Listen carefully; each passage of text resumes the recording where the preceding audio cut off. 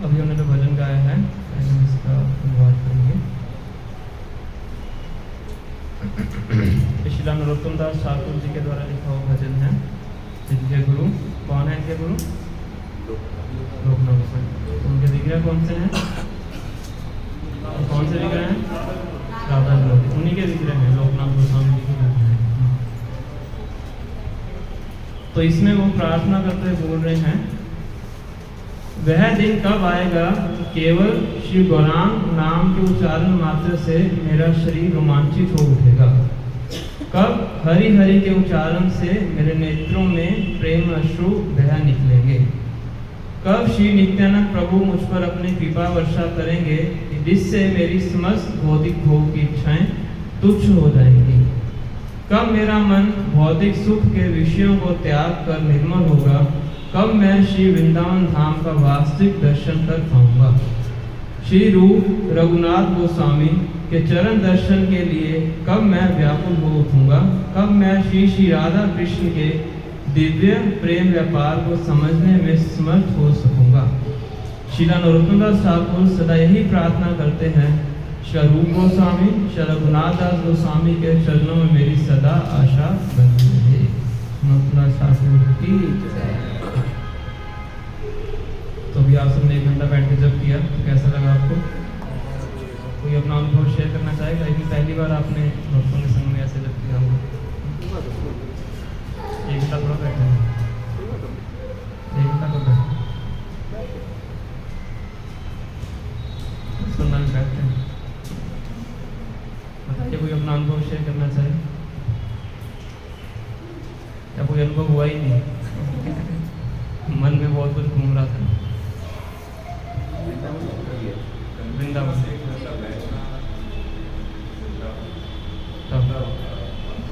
Control करना मन भटका है एक अच्छा अनुभूति होता है जब कंसंट्रेट।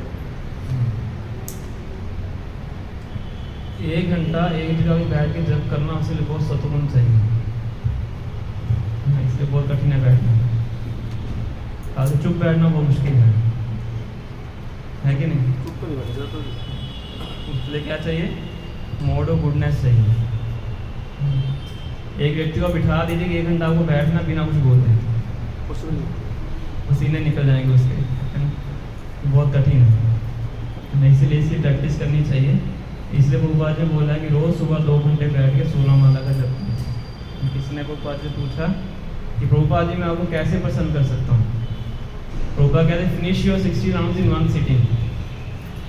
एक सीटिंग में बैठ के ध्यान को 16 माला कीजिए, उससे मैं प्रसन्न हूँ। तो ये हमारा लक्ष्य होना चाहिए। बताते हैं कि कितनी हमने उन्नति की है आध्यात्मिक जीवन में, वो पता लगता है कि किस क्वालिटी का जप हम करते हैं। और 99% जो हमारी आध्यात्मिक जीवन की प्रगति है वो हमारे जप के ऊपर निर्भर करती है। ऐसा एक हमारे इस्कॉन में स्पिरिचुअल मास्टर हैं, वैसा कहते हैं इतना ज़्यादा आवश्यक है। तो कीर्तन हम करते हैं सबके साथ, और जो जप है हमारा प्राइवेट रिलेशनशिप है भगवान के साथ। अकेले बैठ के कर रहे हैं ना, कॉन्सेंट्रेट होकर कर रहे हैं, तो वो आपका एक तरह से प्राइवेट मीटिंग है भगवान श्री कृष्ण के साथ, जो जप है। बाकी कांग्रेगेशन में चैंटिंग है, संकीर्तन है, वो सबके साथ एक तरह से कंबाइंड प्रार्थना है भगवान को। तो जब क्या है आपकी पर्सनल प्रेयर्स हैं, पर्सनल मीटिंग है। हमारे जुहू टेम्पल में महाराज जी हैं जिनका नाम है जोगनाथ गिरिराज स्वामी महाराज। तो एक बार भी बहुत बड़ा व्यक्ति उनसे मिलने आता है, पॉलिटिशियन वगैरह थे, तो उनके सेक्रेटरी को बोलते हैं कि बताओ महाराज से मैं कब मिल सकता हूँ। तो सेक्रेटरी अंदर जाते हैं, महाराज से पूछ के आते हैं, तो कहते हैं महाराज एक मीटिंग में हैं, 1 घंटे बाद मिलेंगे। ठीक है कि 1 घंटे बाद मिलेंगे, तो 1 घंटा बैठ के दर्शन कर लेता हूँ। तो दर्शन करने जाते हैं तो देखते हैं टेम्पल हॉल में बैठ के महाराज जप कर रहे थे, तो डिस्टर्ब नहीं करते। 1 घंटे बाद जब मीटिंग होती है तो कहते हैं कि आपने झूठ बोला, आपने बोला था कि मैं 1 घंटा मीटिंग में हूँ, आप तो वहाँ पर बैठ के जप कर रहे थे। कहते वही मीटिंग है, ये भगवान के साथ मीटिंग है। जब करना क्या है? भगवान के साथ मीटिंग है। तो तो जब हम किसी व्यक्ति के साथ मीटिंग करते हैं तो कैसे अटेंटिव रहते हैं, इनअटेंटिव रहते हैं ना। आपको मोदी जी ने बुलाया कि मेरे साथ मीटिंग कीजिए, तो सामने बैठ के सो गया, कैसा लगेगा मोदी जी को? है ना, या उनके सामने बैठे हैं बातें किसी और से कर रहे हैं, मैं व्हाट्सएप खोल के देखना शुरू कर दिया, वो कहेंगे मुझे क्यों बुलाया, भगवान कहेंगे मुझे क्यों बुलाया, तो मेरी तरफ ध्यान देना ही नहीं आपने, मुझे बुलाया क्यों? ये भगवान क्या करते हैं, निद्रा देवी को भेज देते हैं, इसको सुला दे, व्यक्ति सो जाता है। तो इसीलिए जो जप है, इसलिए हमने 1 घंटा रखा है कि एटलीस्ट सभी मिलकर एक साथ 1 घंटा बैठ के जप कर सकें। तो इस चीज़ को हमें बहुत ध्यान से समझना चाहिए कि जब हमारी आध्यात्मिक जीवन के लिए कितना इम्पोर्टेंट है, बेनिफिशियल। जितना सावधानी से हो सके उतना सावधानी से करना चाहिए, है ना। कलयुग को बोलते हैं it's an age of mass distraction. Distraction तो है ही, मास डिस्ट्रैक्शन, है ना। सबसे बड़ा एजेंट कौन है? डिस्ट्रैक्शन का एजेंट कौन है? ये मोबाइल है, और इसको हम पॉकेट में डालते हैं। सबसे पहले इसका कान मोड़ देना चाहिए, मैं इसको साइड पे रखें, फिर बैठ के जब करें, है ना। तो हमारे भक्तों के साथ कैसा व्यवहार होता है, हमारा भगवान के साथ कैसा व्यवहार है, हमारे अंदर कितने दैविक गुण विकसित होते हैं, उसका जो आधार है, बेसिस ऑफ फाउंडेशन है, वो क्या है? हमारा जप है। जिसका जप सही नहीं है उसका भक्तों के साथ व्यवहार कभी सही नहीं हो सकता। जिसका जप सही नहीं है उसके अंदर कभी भी शास्त्रों पढ़ने में, भगवान के बारे में सुनने में कभी रुचि उत्पन्न नहीं हो सकती, कभी भी सेवा ढंग से नहीं कर सकता है अगर हमारा जप अच्छा नहीं है। इसलिए बहुत आवश्यक है। इस सॉन्ग में क्या प्रार्थना कर रहे हैं नोट साहब? सेकंड पैराग्राफ में क्या बता रहे हो? फर्स्ट पैराग्राफ में, कब हरि हरि के उच्चारण से मेरे नेत्रों में प्रेमाश्रु बह निकले। तो उनके जीवन की आशा है कि कब भगवान का नाम उच्चारण करने से मेरी आंखों में आंसू हैं, मतलब मेरे हृदय में भगवान के प्रति इमोशंस जागृत होंगे। तो तभी हो सकता है अगर हम ध्यानपूर्वक भगवान के नाम को सुने, इसलिए बहुत ज़्यादा आवश्यक है। इसको हमने बहुत से कोर्सेज भी होते हैं, नामामृत का कोर्स होता है, इसमें पूरा हरि नाम के ऊपर बताया जाता है। बहुत सी ऐसी बुक्स भी हैं हरि नाम के बारे में पढ़ने के लिए, मेरी इच्छा है तो मुझे बता सकते हैं, हम बुक्स ला के रख सकते हैं, तो उन बुक्स को पढ़ना चाहिए। कुछ टिप्स उसमें बताई जाती हैं कैसे अपने जब को इम्प्रूव कर सकते हैं। भविष्य में मौका लगा तो हम नामामृत कोर्स भी करेंगे, दासम दास कोर्स में भी करेंगे हम हरि नाम के ऊपर, संवत्सर माला भी करेंगे एक दिन। तो ये समझ सकेंगे हमारे जप का कितना हमारे जीवन में बड़ा रोल है। तो आज हम डिस्कशन करेंगे श्री रघुनाथ दास गोस्वामी जी के बारे में। कल शाम को हम गोपीनाथ जी के मंदिर गए थे, जहाँ पे सबको नहलाया गया था। तो गर्मियों के टाइम पे भगवान को शावर में रखा जाता है। हम 2 हफ्ते पहले आए थे तब भी शावर चल रहे थे, पानी के अंदर रहते हैं भगवान। तो ये प्रयोजन के विग्रह हैं, संबंध अभी तक प्रयोजन में डिस्कस किया था। तो प्रयोजन के विग्रह हैं श्री गोपीनाथ जी, और इनके आचार्य कौन है? कौन है प्रयोजन के आचार्य? किन्होंने बोला? रघुनाथ दास गोस्वामी, इसलिए हम उनके बारे में चर्चा करें। तो किसी ने ध्यान दिया गोपीनाथ जी ने कलाई में क्या पहना हुआ था? कितने भक्तों ने देखा था कि घड़ी पहनी हुई थी? केवल एक ही विग्रह है संसार में तो घड़ी पहनते, गोपीनाथ जी ने घड़ी पहनी है। और गोपीनाथ जी का जो वक्षस्थल है, चेस्ट है, वो हूबहू भगवान श्री कृष्ण के साथ गोलोक वृंदावन में मिलती है। कल हम मंगल आरती में जाएंगे, तो मंगल आरती में डीटीज के में ऊपर में दर्शन प्राप्त होते हैं, अलंकार वगैरह नहीं पहने होते हैं, तो अच्छे दर्शन प्राप्त होते हैं। सुबह हम कल दर्शन करें।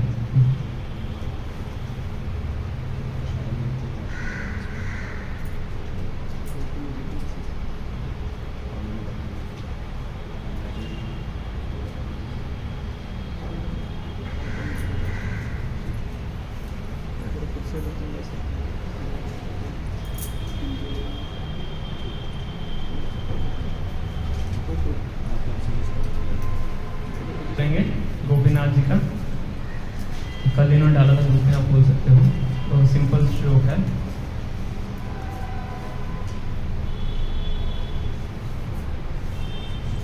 ग्रुप में इन्होंने कल भेजा था इसी टाइम के आसपास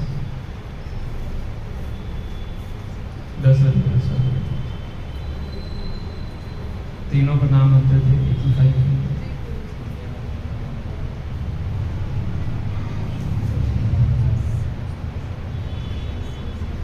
श्रीमान रासरसारंभी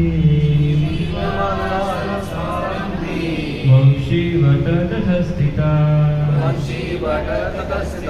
कर्षण वेणु सनैर्गोपी गोपीनाथस्य सुना। श्रीमान रास रसारंभी, जो कि रास को शुरू करने वाले हैं, रासलीला करने वाले हैं। श्रीमान रास रसारंभी कहाँ पे करते हैं? वंशी वट तटस्थिता। वंशी वट मतलब वट मतलब वृक्ष है ना, तो एक वृक्ष है जिसका नाम क्या है? वंशी वट। सेवा कुंज में है, वृंदावन में आप जाएंगे तो वंशी वट तटस्थिता कर्षण वेणु सनैर गोपी। तो पेड़ के नीचे खड़े होकर क्या कर रहे हैं? बांसुरी बजा रहे हैं। कर्षण मतलब कार्य करने को बोलते हैं कर्षण। वेणु, वेणु को बजा रहे हैं। सनैर गोपी, स्वनैर गोपियों के साथ। गोपीनाथ शिय अस्तु, तो ऐसे गोपीनाथ भगवान को मैं प्रणाम करता हूँ। तो गोपीनाथ जो शब्द है इसका मतलब क्या है? गोपियों के नाथ, गोपियों के स्वामी। श्री रूप गोस्वामी इनकी सुंदरता का वर्णन एक बहुत अच्छे श्लोक में करते हैं, अलग तरीके से गुणगान करते हैं। तो कहते हैं कि अगर आपको अपने भौतिक जीवन से प्रेम है, किससे प्रेम है? भौतिक जीवन से। अपने परिवार से प्रेम है, अपने बच्चों से प्रेम है, तो कभी भूल के वृंदावन मत जाना। अगर किससे प्रेम है? परिवार से, बच्चों से, भौतिक जीवन से प्रेम है, तो कभी भी वृंदावन मत जाना। और वृंदावन चले गए तो वंशी वट के पास मत जाना। अगर वहां भी चले गए गलती से तो उसके नीचे खड़े होकर गोपीनाथ जी जो बांसुरी बजा रहे हैं उनके दर्शन मत करना। अगर दर्शन कर लिए तो बाकी सब चीज़ें आप भूल जाएंगे। तो इसलिए अगर बहुत ही जगह से प्रेम है तो कभी गोपीनाथ जी के दर्शन मत करना। तो जिनको बहुत ही जगह से प्रेम है तो कल सुबह मंगल आते मत जाना वरना फिर वापिस नहीं आ पाओ। तो मैंने इस प्रकार से रूप गोस्वामी पद्यावली नाम का ग्रंथ है, उसमें भगवान की सुंदरता का वर्णन करते हैं।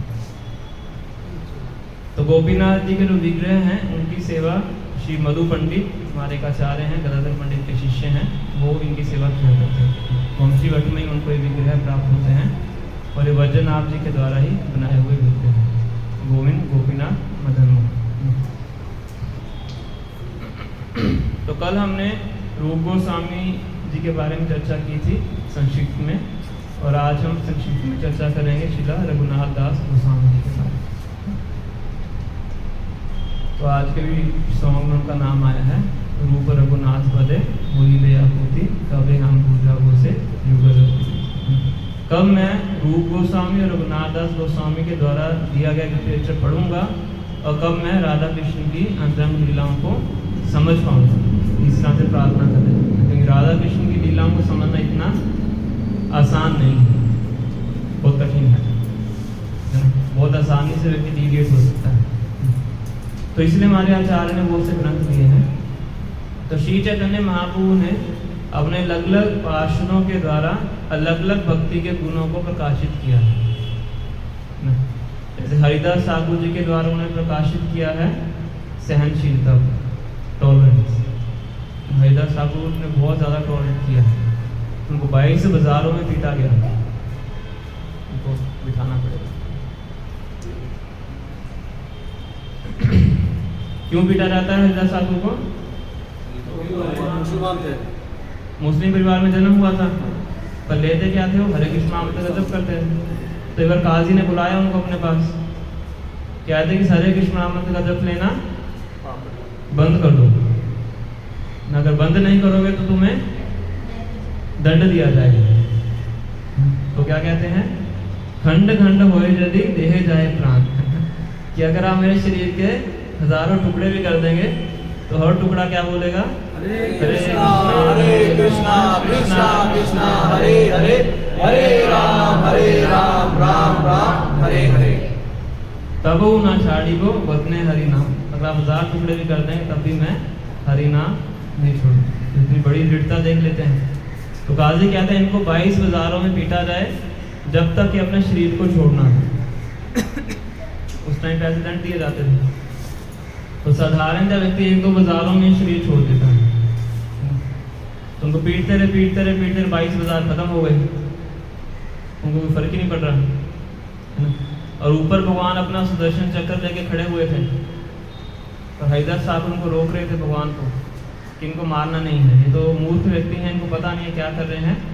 तो आपका ये जो अवतार हुआ है मारने के लिए नहीं हुआ है, उद्धार करने के लिए हुआ है।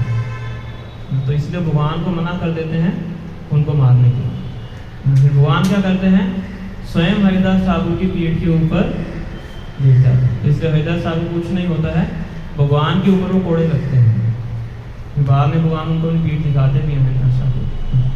तो इस प्रकार से 22 बाजार निकल जाते हैं। जो व्यक्ति मार रहे होते हैं वो थक जाते हैं, तो उनसे प्रार्थना करते हैं कि अगर आप शरीर नहीं छोड़ोगे तो नवाब हमें मार डालेंगे।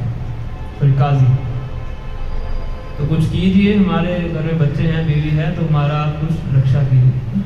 तो हैदर साहब कहते हैं ठीक है, मैं अपनी योग शक्ति से अपने सांस को रोक लेता हूँ, मतलब मेरा शरीर एक तरह से मृत शरीर के समान हो जाएगा, तो मेरे शरीर को आप गंगा में फेंक देना और काजी को जाके बोल देना कि उनकी मृत्यु हो गई। तो ऐसा ही करते हैं, गंगा में फेंक देते हैं और गंगा पे तैर के पार करके दूसरे किनारे चले जाते हैं। वहाँ पर फिर हरे कृष्ण मंत्र का उच्चारण करना शुरू कर देते हैं। तो इस प्रकार से उनके माध्यम से भगवान ने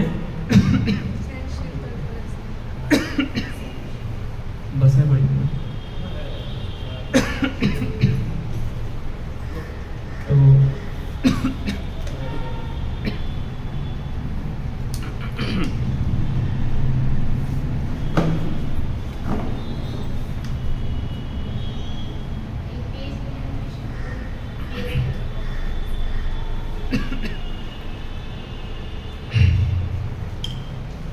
तो उनके माध्यम से भगवान ने किसका गुण प्रदर्शित किया है? सहनशील। ऐसे सनातन गोस्वामी थे, उनके माध्यम से भगवान प्रकाशित करते हैं दैन्यता के गुण, ह्यूमिलिटी, या इंग्लिश में बोलते हैं मॉडेस्टी। ये भौतिक दृष्टि से जो सनातन गोस्वामी थे, पहली बात तो प्राइम मिनिस्टर थे, तो दूसरा बहुत ही पढ़े लिखे व्यक्ति थे। 5-6 अलग अलग भाषाएं उनको आती थी।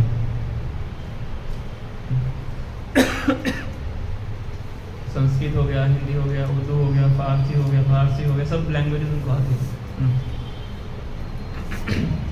पर तभी भी अपने आप को बहुत ज़्यादा नीच मानते थे।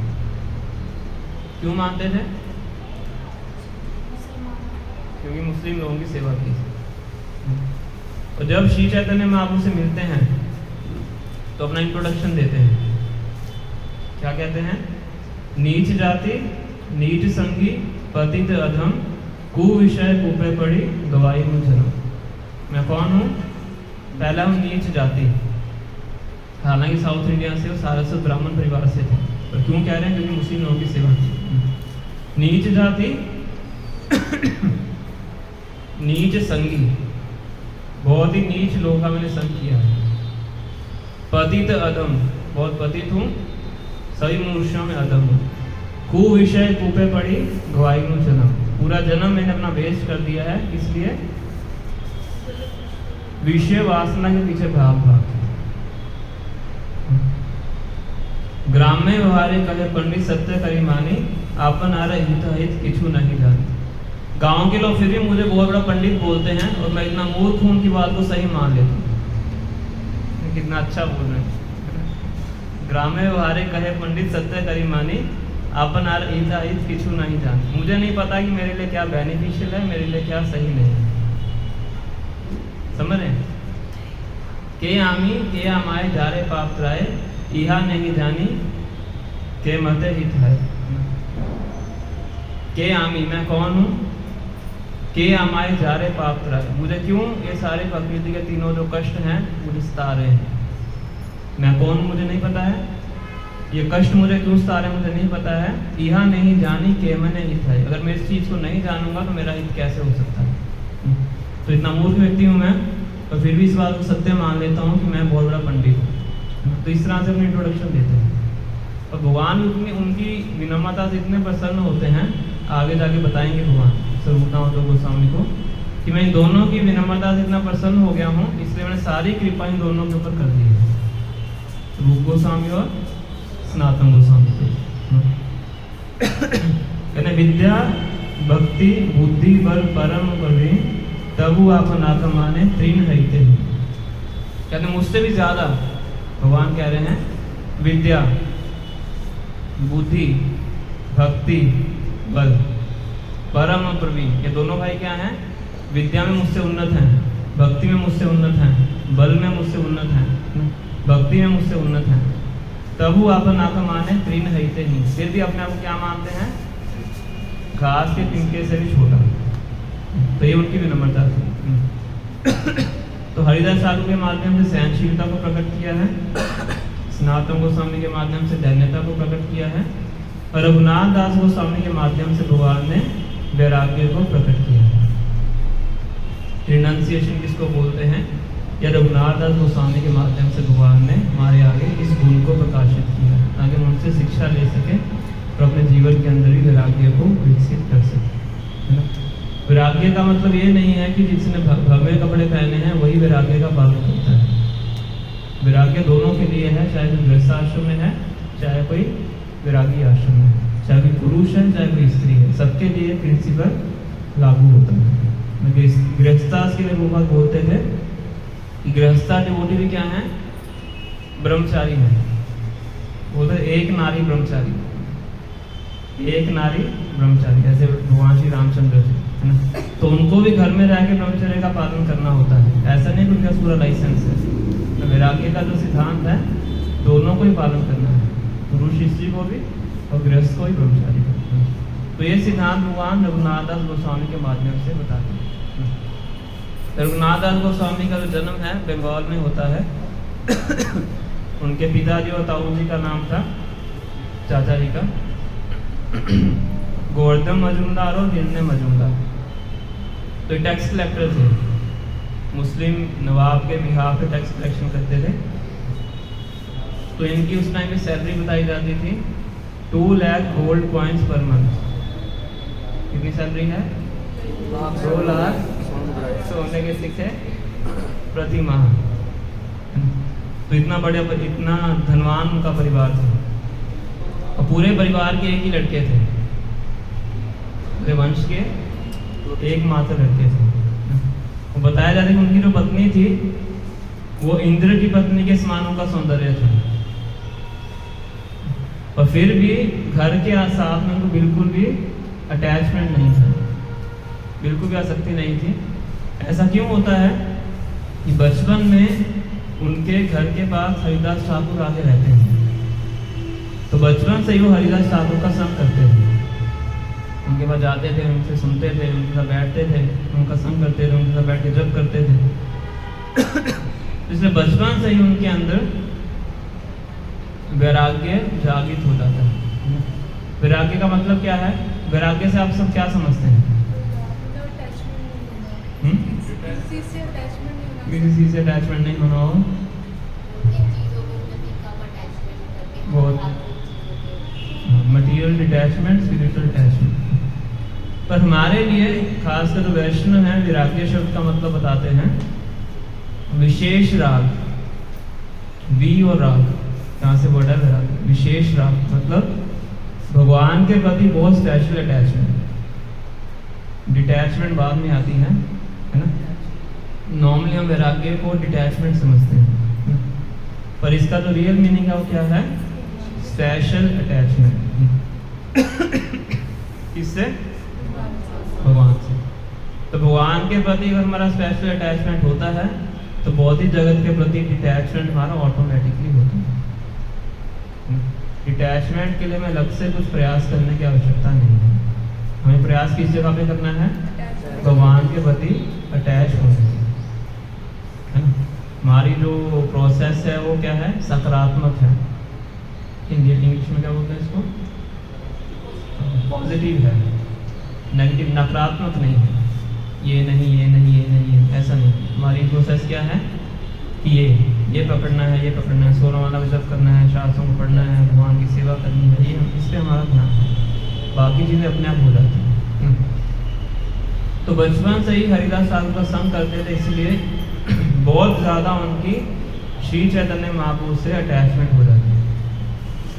और हमेशा घर से प्लानिंग करते रहते थे कि किस प्रकार से मुझे भाग के श्री चैतन्य महाप्रभु को मिलना है। तो बताया जाता है कि इतना भागते थे कि उनके पिताजी ने उनको घर से भागने के लिए रोकने के लिए 10 गार्ड रखे हुए थे। कितने गार्ड? 10 गार्ड, कि जब भी वो घर से भागे उसको पकड़ के लेके आना है। भागते थे फिर पकड़ के लाते थे, भागते थे फिर पकड़ के लेके आते थे ना। तो एक बार उनकी मदर उनके फादर को कहती हैं कि आप ऐसा करो, इसके पाँव में बेड़ियाँ भी डाल दो ना, गलती से गार्ड सो गए तो भाग जाएगा, मेरा बेटा है ना। तो पाँव के अंदर क्या बांध दो? बेड़ियाँ बांध दो। उनके पिताजी को डांटते हैं, कहते जिसका ऐश्वर्य इंद्र के समान है, जिसकी पत्नी अप्सरा के समान है, जिसको ये 2 चीजें बांध के नहीं रख पाई, उसको तुम्हारी बेड़ियां कैसे बांध के रखेंगे? माता को बोलते हैं। जिसने श्री चैतन्य महाप्रभु के साथ अटैचमेंट विकसित कर ली है, उसको कौन बांध के रख सकता है? पिताजी समझदार थे। चैतन्य चंद्रेर बाथुल के राखी थे पाले, कि जो श्री चैतन्य महाप्रभु का पागल व्यक्ति है, जिसकी श्री चैतन्य महाप्रभु से आसक्ति हो गई है, उसको कोई भी चीज बांध के नहीं रख सकती। तो तुम्हारी बेड़ियां काम करने वाली नहीं है ना। और फिर भी वो उनको बहुत संभाल के रखती है। तो ऐसे एक बार श्री चैतन्य महाप्रभु रामकेली में आते हैं, तो वहाँ पे जाके रघुनाथ दास गोस्वामी उनसे मिलते हैं। पिताजी की परमिशन लेके जाते हैं, गार्ड्स के साथ में जाते हैं और वहाँ पे श्री चैतन्य महाप्रभु को मिलते हैं। श्री चैतन्य महाप्रभु से कहते हैं कि मैं आपको तुरंत ज्वाइन करना चाहता हूँ, मैं आपके साथ ही रहना चाहता हूँ, आपके साथ ही मैं जगन्नाथपुरी जाऊँगा ना। तो भगवान थोड़ा बाहरी दृष्टिकोण से उनको बताते हैं कि घर जाओ, मेरे सामने मरकट वैराग्य मत दिखाओ। कौन सा वैराग्य? मरकट वैराग्य। तो वैराग्य 3 प्रकार के बताए जाते हैं। एक है शमशान वैराग्य, एक है मरकट वैराग्य, तो एक है मारजारी वैराग्य। मारजारी बिल्ली को बोलते हैं, मारजारी। शमशान वैराग्य क्या होता है कि जब हम शमशान में जाते हैं, किसी का मृत्यु वगैरह होती है, हम सब जाते हैं, है ना। तो थोड़ा सा वैराग्य आता है शमशान घाट में जाके, आता है कि नहीं? कितनों का अनुभव है ऐसा? तो किसी की चिका जलते हुए देखते हैं तो थोड़ा सोचते हैं कि क्या रखा है संसार में, एक दिन सब जल के खत्म हो जाएगा, है ना। हाँ, इतना इसने मेहनत करके पैसा इकट्ठा किया था, इतनी धोखाधड़ी करता था, सब खत्म हो गया, इन पे छूट गया, तो हमें भी ये सब करना चाहिए। तो जैसे ही शमशान घाट के गेट से बाहर निकलते हैं, क्या होता है? सब भूल जाते हैं। इसको बोलते हैं शमशान वैराग्य। क्लास में आते हैं, सुनते हैं, तो थोड़ा सा लगता है, जैसे ही मंदिर के गेट से बाहर निकलते हैं सब साफ। 2 दिन है तो आपका वैलिडिटी बढ़ रहा है। तो इसको बोलते हैं शमशान वैराग्य, जो बहुत कम समय के लिए रहता है। सेकंड है मरकट वैराग्य। मरकट किसको कहते हैं? बंदर। तो बंदर बाहरी रूप से बहुत वैरागी दिखता है, कपड़े भी पहनता है, पेड़ों पे सोता, घर भी नहीं है, जो खाने को मिल जाए पेड़ों से उसको खा लेता है ना, पर साथ में 8-10 स्त्रियों को लेके चलता है। तो जो धोखा देने वाला वैरागी होता है उसको बोलते हैं मरकट वैरागी। बाहरी रूप से वैरागी है पर आंतरिक रूप से गलत कार्य करता है। बाहर से भगवा कपड़ा पहना हुआ है, आंतरिक रूप से छुप छुप के गलत कार्य करते हैं, उसको बोलते हैं मरकट वैरागी। फिर आता है मारजारी वैरागी। मारजारी बोलते हैं बिल्ली को। जो बिल्ली है उसको बताया जाता है कि वो आंतरिक रूप से बहुत कनिंग होती है। कनिंग मतलब धोखा देने वाली या चालाक इस तरह से होती दूर दूर है। दूर तो फुलिश होता है। तो जो वैराग्य धोखा देने के लिए धारण किया जाता है उसको बोलते हैं मार्जारी वैराग्य। बगल में छुरी मुंह मुंह में राम, उसको बोलते हैं मार्जारी वैराग्य। तो 3 तरह के वैराग्य हैं। असली वैराग्य कौन सा है? विशेष राग, है ना, जो भगवान श्री कृष्ण के प्रति अटैचमेंट के लिए वैराग्य धारण किया जाता है, वो रियल रिनंसिएशन है। उसका भगवान भगवगीता में बताते हैं। त्यक्त्वा कर्म फलासंगम निराशय निर्मम, इस तरह से बताते हैं कि जो अपने कर्म फलों से आसक्त नहीं होता है वो वास्तविकता में सा सन्यासी च योगी च ना निरग्नि न च अक्रिय, कि वो सन्यासी है वास्तविकता में जो कि अपने कर्म फलों से आसक्त नहीं है, वो रियल वैराग्य है। तो श्री चैतन्य महाप्रभु कहते हैं कि आप घर वापस चले जाओ और वातुल मत हो। वातुल मतलब हतोत्साही, पागल ना। वातुल बोलते हैं कम समय में मुझे तुरंत चाहिए, इमीडिएट, हतोत्साहित हो रहा, उसको बोलते हैं वातुल, जिसके अंदर पेशेंस नहीं होती। तो इम्पेशेंट मत हो, घर जाओ, बाहरी रूप से लोक व्यवहार करो, बाह्य लोक व्यवहार अंतरे निष्ठा। बाहरी रूप से पूरा अच्छे से सब कार्य करो, अपनी ड्यूटीज को निभाओ, पर आंतरिक रूप से क्या करो? भगवान के प्रति एकनिष्ठ होना है। उनको एग्जाम्पल देते हैं कि जैसे कोई स्त्री है, उसका किसी पर पुरुष से रिलेशनशिप है, तो अपने घर के कार्य बहुत अच्छे तरीके से करती है, प्रांतिक रूप से चिंतन किसका करती है? उस व्यक्ति का करती है। इसी प्रकार से बाहरी रूप से सब कार्य घर में करो, अच्छे से अपनी ड्यूटीज को फुलफिल करो, पर आंतरिक रूप से चिंतन किसका करना है? भगवान श्री कृष्ण का करना है। तो इस तरह से कार्य करो, जब सही समय आएगा भगवान अपने आप आपके रास्ते खोल देंगे। भगवान खुद ही हैं, स्वयं ही भगवान है श्री चैतन्य महाप्रभु, है ना। तो उनको इस प्रकार से आदेश देते हैं। तो ये शिक्षा देने के लिए है ना, कि भक्ति में कभी भी इम्पेशेंट नहीं होना चाहिए, हतोत्साहित नहीं होना चाहिए। जो गुरु ने आदेश दिया है उसको धैर्य के साथ एग्जीक्यूट करते रहना चाहिए। जब सही समय आएगा, सही परिस्थिति आएगी, भगवान अपने आप सब कार्य करते हैं। शिला प्रभुपाद थे, 1922 से प्रयास कर रहे थे प्रचार करने के लिए। इस आश्रम में भी थे, उनका परिवार भी था, बच्चे भी थे, फिर भी साथ साथ पूरा प्रयास कर रहे थे। 1940 में बैक टू गॉडहेड मैगजीन शुरू करते हैं, है ना। ट्रैवलिंग भी करते थे, साथ में एडिटिंग करते थे, प्रूफ रीडिंग करते थे, सब कुछ करते थे, है ना। फिर भी उनको सफलता प्राप्त नहीं हो रही थी। अमेरिका जाने से पहले पोपा ने एक शिष्य बनाया था, वो भी चाय नहीं छोड़ पाया था। मतलब कितना डीमोटिवेटिंग एक्सपीरियंस है। भागवतों का फर्स्ट कैंटो भी ट्रांसलेट कर चुके हैं, 70 साल की उम्र हो चुकी है, कोई धन भी नहीं है, शरीर छूटने का भी डर है ना, कि क्या पता मैं इस शरीर में अपने गुरु की सेवा नहीं कर पाया। तो फिर भी अपनी पेशेंस को छोड़ा नहीं, फिर भी उसी शक्ति के साथ लगे रहे। फिर जब सही समय आया तो देखो भगवान ने क्या किया, है ना। तो इसलिए भक्ति के अंदर कभी भी हतोत्साहित नहीं होना चाहिए, धैर्य रखना चाहिए, और जो गुरु ने आदेश दिए हैं उनको एज इट इज पालन करने का प्रयास करना चाहिए। तो ऐसे श्री रघुनाथ दास गोस्वामी इसी प्रकार से घर में रहते हैं और पूरी तरह से घर की ड्यूटीज फुलफिल करते थे, प्रांतिक रूप से भगवान श्री चैतन्य महाप्रभु का चिंतन करते थे। तो थोड़ा सा माता पिता को भी लगता है कि बच्चा सुधर गया है, तो थोड़ा टेंशन कम है, सब सही चल रहा है।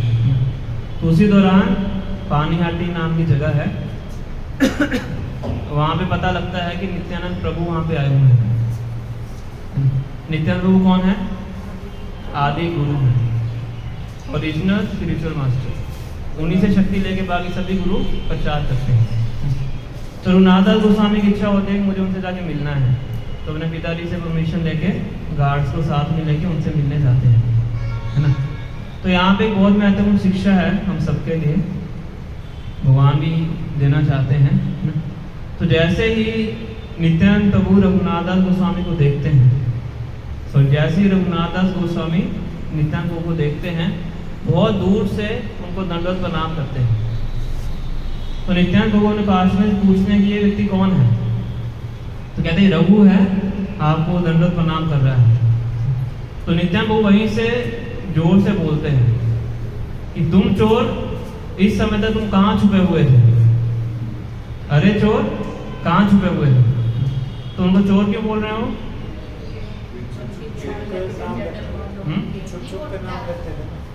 नाम तो ऊपर में लेते हैं, क्योंकि श्री चैतन्य महाप्रभु किनकी प्रॉपर्टी है? नित्यानंद प्रभु की प्रॉपर्टी है ना। भगवान किसकी प्रॉपर्टी है? गुरु की प्रॉपर्टी है। कृष्णा से तोमार, कृष्णा दीते बार तोमार शगति आछे। गुरु को प्रार्थना कर रहे हैं, कृष्णा से तोमार, कृष्ण आपके हैं। कृष्णा दीते पार, कृष्णा को देने की जो शक्ति है वो आपके पास है। कृष्णा से तोमार, कृष्णा दीते पार तोमार शगति आछे, आपकी शक्ति है। आमी तो कंगाल, कृष्णा कृष्णा बोली ढाई जाओ पाछे पाछे। मैं तो कंगाल व्यक्ति हूँ, इसलिए कृष्णा कृष्णा बोल के आपके पीछे मैं भाग रहा हूँ। तो नित्यानंद कहते हैं कि मेरी प्रॉपर्टी है श्री चैतन्य महाप्रभु, और मुझसे बिना पूछे उनको प्राप्त करने का प्रयास कर रहे हो, है ना। तो गुरु को लांग के हम भगवान को प्राप्त नहीं कर सकते। ये शिक्षा यहाँ पे नित्यानंद प्रभु दे रहे हैं, और यही कमी थी रघुनाथ दास गोस्वामी की प्रक्रिया में, इसलिए उनको सफलता प्राप्त नहीं हो पाई। तो फिर इस तरह से नित्यानंद कहते हैं कि आपको क्या करना पड़ेगा? दंड देना पड़ेगा, पुनिशमेंट। आपने बहुत बड़ी गलती की है, मेरी संपत्ति को मेरी परमिशन के बिना चुराने का प्रयास किया, तो क्या करना है? दंड देना है। बड़े प्रसन्न हो जाते हैं, क्योंकि जो नित्यानंद प्रभु थे वो अवधूत थे। अवधूत मतलब जो कि वैदिक शास्त्रों के बिल्कुल ऊपर होते हैं ना। कभी किसी को लात मार देते थे, तो किसी को लात मार देते थे, उसको कृष्ण प्रेम प्राप्त हो जाता था सिर्फ लात खाने से। तो कहते बताइए मुझे क्या आप दंड देना चाहते हैं? कहते मैं आपको दंड देना चाहता हूँ कि जितने भी यहाँ पे भक्त हैं सबको दही और चिड़ा खिलाओ। ये वैष्णव की पनिशमेंट होती है। अब जो क्लास में लेट आएगा उसके लिए क्या पनिशमेंट है? और सही भक्तों को प्रसाद खिलाएगा, खरीद के नहीं खिलाएगा, खुद बना के खिलाएगा। खरीद के खिलाना आसान है। तो उनको पनिशमेंट देते हैं कि जितने भी यहाँ पे वैष्णव हैं सबको दही चिड़ा खिलाओ। तो ये बहुत अच्छा उत्सव बन जाता है। अभी 2 जून को ये उत्सव है, पानी हाटी दही चिड़ा उत्सव बोलते हैं। निर्जला काशी के नेक्स्ट टू नेक्स्ट डे आता है। 31 की निर्जला एकादशी है और 2 जून का ये उत्सव है पानी हाटी चिड़ा दही। हमारे सभी मंदिरों में उस दिन चिड़ा दही बनता है। तो रघुनाथ दास गोस्वामी बताया जाता है कि पूरे गांव में जितना दही था, जितना दूध था, जितना चिड़वा था, सब मंगवा देता। और बहुत बड़ा वहाँ पे फेस्टिवल आयोजित किया जाता है। और इतने वैष्णव होते हैं कि वहाँ पे बैठने की जगह नहीं मिलती।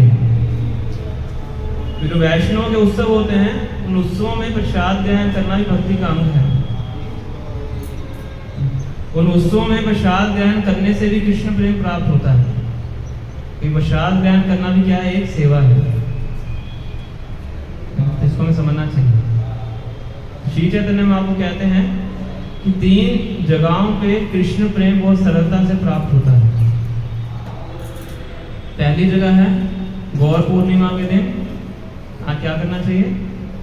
मायापुर में गंगा स्नान करते हैं। बहुत विशाल गंगा है मायापुर में। गौर पूर्णिमा के दिन अगर आप वहाँ पे स्नान करेंगे तो कृष्ण प्रेम सरलता से प्राप्त होता है। सेकंड है जगन्नाथपुरी में समुद्र में स्नान करने से। सब एंटरटेनमेंट वाली एक्टिविटीज हैं, भक्ति एंटरटेनमेंट है। तो जगन्नाथपुरी में जो समुद्र में स्नान करता है उसको कृष्ण प्रेम प्राप्त होता है, इसलिए उसको बोला जाता है महोदधि। थर्ड है कि साल में एक बार माधवेंद्रपुरी जी का उत्सव आता है, शांतिपुर नाम की जगह में। माधवेंद्रपुरी जी का तिरुभाव दिवस है। तो उस उत्सव में जाके जो प्रसाद ग्रहण करता है, प्रसाद ग्रहण करने से उसको कृष्ण प्रेम प्राप्त होता है।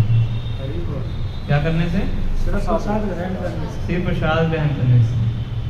तो हम फरवरी में जाते होते हैं मायापुर, तो उसी कैंप के उसी ड्यूरेशन के अंदर ही उत्सव आता है।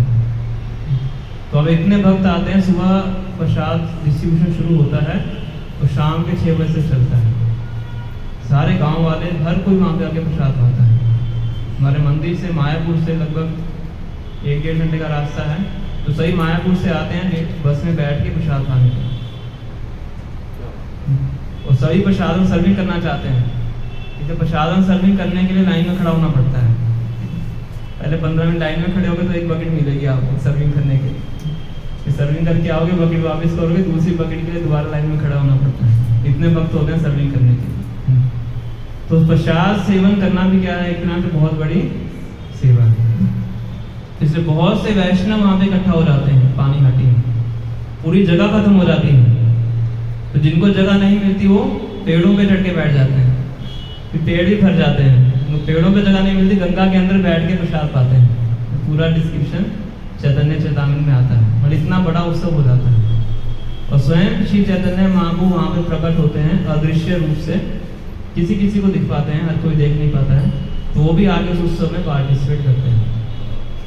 किनके द्वारा किया गया उत्सव है ये? रघुनाथ दास गोस्वामी के द्वारा। इसकी बहुत डिटेल्स हैं, ज़्यादा डिटेल में तो हम नहीं जाएंगे। तो इस प्रकार से नित्यानंद उनके ऊपर कृपा करते हैं, वो वापस घर में जाते हैं। अब जिस चीज़ की कमी थी वो कमी क्या हो गई? पूरी हो गई। तो कुछ ही दिनों बाद उनको मौका मिलता है। उनके पिताजी के जो कुल गुरु थे, जिनका नाम था बलराम आचार्य, उनके पिताजी के पास आते हैं। उनको कहते हैं कि जो मेरा पुजारी है वो चला गया छुट्टी पे, तो रघुनाथ को भेज दीजिए ताकि थोड़ी देर के लिए मेरे अचली ग्रह की सेवा कर सके। तो रात का समय था। तो पिताजी कहते हैं कि अब तो चलो सुधर चुका है, तो कोई ज़्यादा टेंशन वाली बात नहीं है, तो चलो भेज देते हैं। तो रघुनाथ को भेज देते हैं अकेले, तो भी चकमा देके वहाँ से निकल जाते हैं। तो जंगल के रास्ते से जाते हैं। आप देखिए मायापुर से जगन्नाथपुरी 8 घंटे का रास्ता है ट्रेन से। तो कितने किलोमीटर होंगे? लगभग 500, 400, 500 किलोमीटर। तो इतने किलोमीटर भाग के जाते हैं। 7 या 10 दिनों में भाग भाग के पूरा एरिया कवर करते हैं। उनको डर था कि क्या डर था? पिताजी पकड़ के वापस ना ले जाए। इतना स्ट्रॉन्ग अटैचमेंट था भगवान के प्रति। जब तक अटैचमेंट नहीं है तब तक वैराग्य का पालन नहीं हो सकता। मेन एलिमेंट क्या है? विशेष राग। श्रीमद् भागवतम में भरत महाराज की कथा आती है। तो कहते हैं, यो दुस्तेजान दारसुतान सुहित राज्यम विधि स्पृशा जुहो ए मलवर उत्तम श्लोक लालसा। जो भरत महाराज थे, यो दुस्तेजान दारसुतान, इस संसार में बताया जाता है पत्नी को, पुत्र को, संपत्ति को, रिश्तेदारों को और राज्य को, इनको बोला कि इनको छोड़ना बहुत ज़्यादा कठिन है। वर्ड यूज किया गया है दुस्तेजान। दुस मतलब बहुत कठिन है, तेजान मतलब त्याग करना। तो भरत महाराज ने क्या किया? जुहो एव मलवत, कि उन्होंने युवावस्था के अंदर इस चीज का इस प्रकार से परित्याग कर दिया जैसे कोई व्यक्ति मल का परित्याग करता है, मतलब पलट के भी नहीं देखता। तो ऐसा क्यों कर पाए वो? उत्तम श्लोक लालसा, क्योंकि उत्तम श्लोक भगवान श्री कृष्ण का नाम है। तो क्योंकि भगवान श्री कृष्ण को प्राप्त करने के उनके अंदर बहुत तीव्र लालसा। इसी प्रकार से रघुनाथ दास गोस्वामी के अंदर बहुत तीव्र लालसा थी कि मुझे श्री चैतन्य महाप्रभु के पास जाना है। इसलिए 10 दिन लगातार वो भागते रहते हैं, कुछ खाते नहीं है, कुछ पीते नहीं, बस भागते रहते हैं। बीच में 1-2 बार स्वयं भगवान आके वो दूध पिलाते हैं, अदरवाइज पूरा वो भागते भागते सीधा जगन्नाथपुरी पहुंचते हैं। जगन्नाथपुरी उनके पिताजी को पता था कहाँ जाएंगे भाग के, जगन्नाथपुरी भेजते हैं अपने सर्वेंट्स को, तब उनको वापस लाने का प्रयास नहीं करते। कहते हो कोई फायदा नहीं वापस लाने का, अपने घर से 2 ब्राह्मण भेज देते हैं कि तुम जाओ उनकी उसकी वहाँ पे सेवा करो, और हर मंथ उनको कुछ पैसे भेजते रहते हैं। जिसको पैसे की आवश्यकता पड़ेगी, पैसे के लोग सोच नहीं पाते थे, है ना। तो श्री चैतन्य महाप्रभु से मिलते हैं, और महाप्रभु थोड़ा क्रोध में एक तरह से उनको बोलते हैं कि तुम्हारे पिताजी और जो ताऊ जी हैं वो क्या है? विषय विष्टा गटर कीड़ा, वो गटर के कीड़े हैं। कौन से गटर के? विषय विष्ठा, जिस गटर में गंदगी है किसकी? इंद्रिय विषयों की। इसलिए पूरा टाइम पैसा पैसा पैसा पैसा पैसा पैसा करते रहे। सुख करे मानी विषय विषय महापीड़ा, इस विषय को इकट्ठा करने के लिए बहुत ज़्यादा संघर्ष करना पड़ता है, बहुत ज़्यादा मेहनत करनी पड़ती है, बहुत ज़्यादा कष्ट सहन करना पड़ता है, उसको सुख समझ के मान रहे हैं। सुख करी मानी, सुख करके समझना किसको? विषय, विषय महापीड़ा ना। इस संसार में जो धन इकट्ठा करना है वो कोई सरल कार्य नहीं है, हम सब जानते हैं, है ना। धन इकट्ठा करना बहुत ज़्यादा कठिन कार्य है, पर जिस व्यक्ति की आसक्ति होती है उस कठिन कार्य को भी क्या मानता है? ये तो वो सुखदायक चीज है। ऐसे ऊंट होता है, ऊंट रेगिस्तान में कांटे खाता है, कांटे वाली झाड़ियां खाता है ना। तो कांटे वाली झाड़ियां खाता है तो उसकी जीभ से खून निकलता है, तो वो खून जब उसकी जीवा में लगता है तो उसको टेस्ट आता है, उसको मीठा लगता है। तो क्या सोचता है कि ये झाड़ियां कितनी मीठी हैं, कांटे में जब भी झाड़ियां देखता है तो खाता है, और खून किसका है? उसी का है। इसी एग्जाम्पल देते हैं। तो इसलिए श्री चैतन्य महाप्रभु को बोलते हैं, तुम्हारा बाप जेठा विषय विषय करते तो कीड़ा, ये विषय विष्टा के जो करता है उसका कीड़ा है। सुख करी मानी विषय विषय महापीड़ा, इसलिए बहुत कष्ट को सुख करके समझे। तो अच्छा किया तुम यहाँ पे आ गए, तो अब यहाँ पे रहो, स्वरूप दामोदर गोस्वामी तो उनके निरीक्षण में रहो, और यहाँ पे रह के भगवान को प्राप्त करने का प्रयास करो। तो इस तरह से रघुनाथ दास गोस्वामी रहते हैं। तो उनके पिताजी हर महीने उनको पैसे भेजते थे, तो उस पैसे से क्या करते थे? हर महीने श्री चैतन्य महाप्रभु के लिए फीस्ट ऑर्गेनाइज करते थे, उनको घर में बुलाते थे, है ना।